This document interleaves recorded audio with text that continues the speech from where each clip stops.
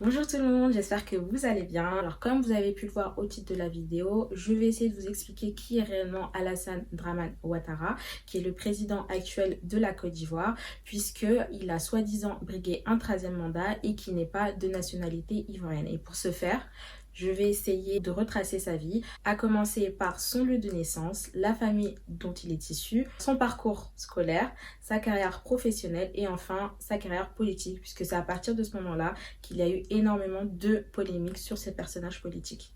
Alassane Dramane Ouattara, de son vrai nom, est né le 1er janvier 1942 à Djimbokro, une ville qui est située dans la région d'Unzi et qui est à majorité ethnique baoulé.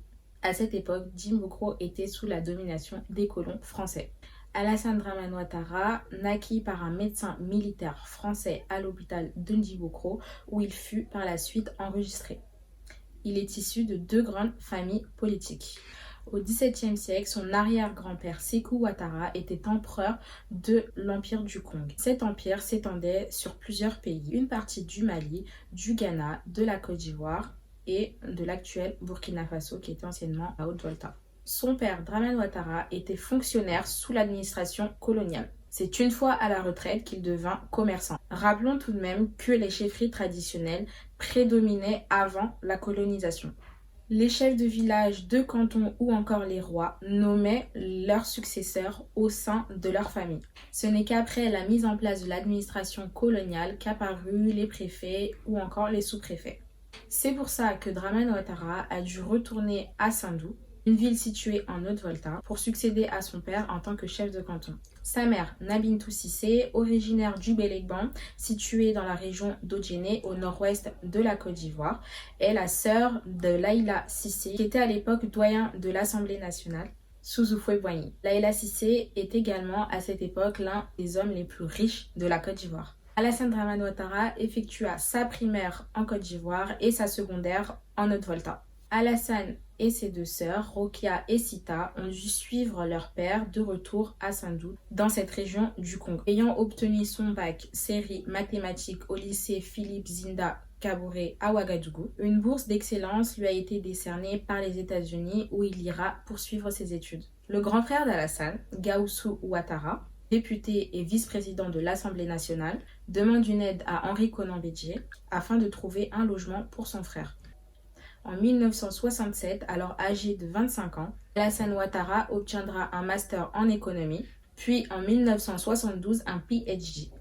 En 1968, il intégrera le Fonds monétaire international en tant qu'économiste.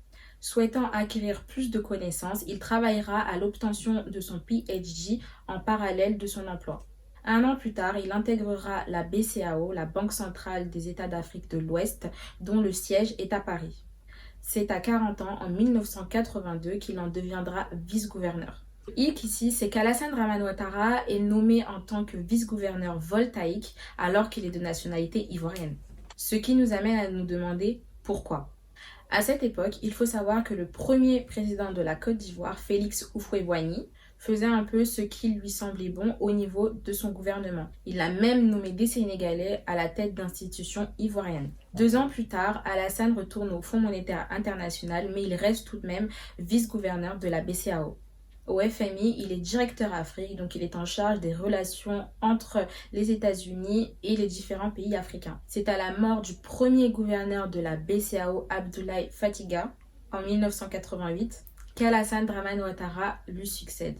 Ce poste est uniquement réservé aux personnes de nationalité ivoirienne. Du coup, si Alassane n'était pas ivoirien, il n'aurait pas pu y accéder.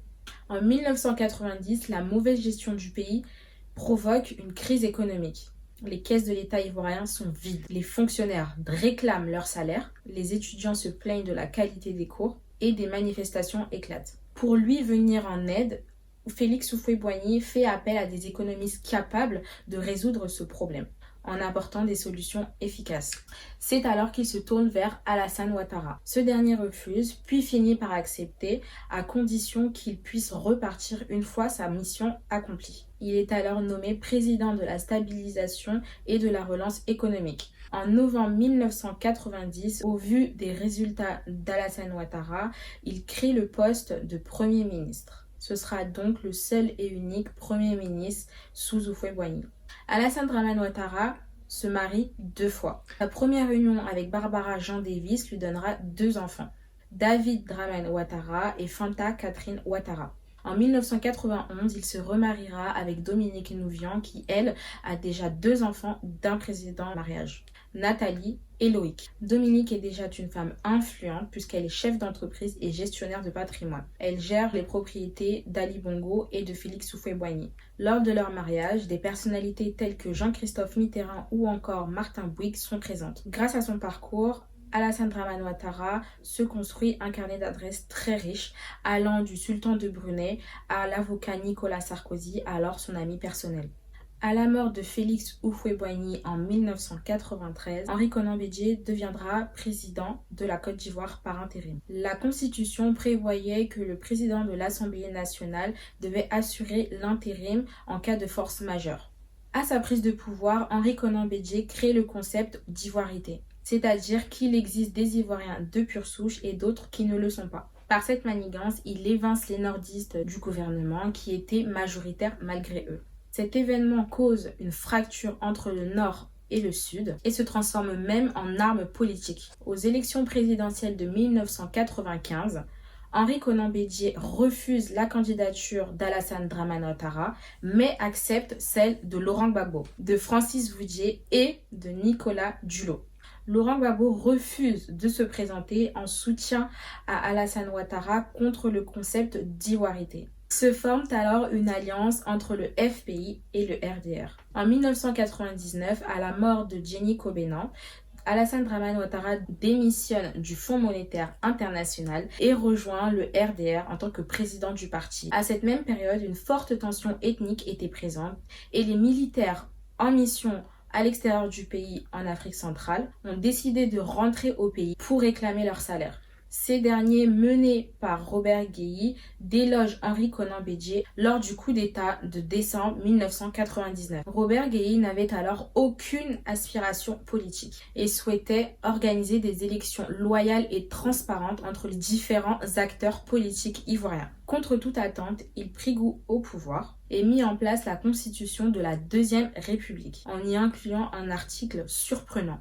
Pour être candidat aux élections présidentielles, il faut que les candidats soient de père et de mère ivoiriens qui eux-mêmes devaient être de père et de mère ivoiriens. En 2000, Robert Guéhi organise les élections, rejette toutes les candidatures sauf celle de Laurent Gbagbo qui remportera les élections. En 2005, le RHDP, soit le Rassemblement des Oufettistes pour la démocratie et la paix, est formé. Mais c'est en 2010 que le parti se concrétise. Par la coalition du RDR avec à la tête Alassane Dramane Ouattara, du PDCI avec à la tête Henri Konan Bédié, de l'UDPCI avec à la tête Albert Mabry Touakeus et enfin du MFA avec à la tête Anaki Kobenan.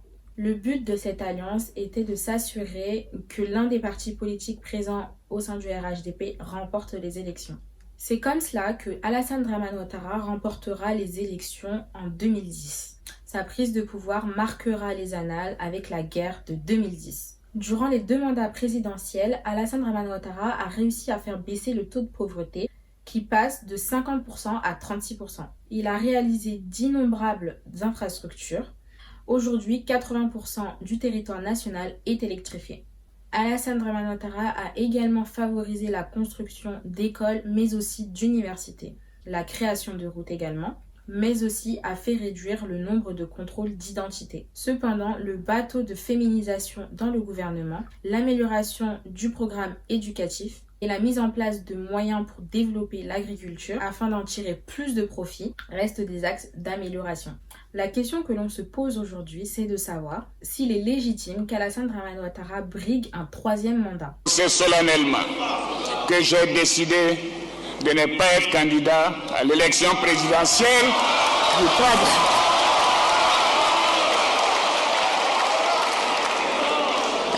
À l'élection présidentielle du 31 octobre 2020 et de transférer le pouvoir. On le compare à Alpha Condé, le président guinéen qui a changé la constitution quelques mois avant les élections. Tandis que Alassane Dramane Ouattara l'a fait 4 ans auparavant avec l'aval d'Henri Konan Bédié, entre autres.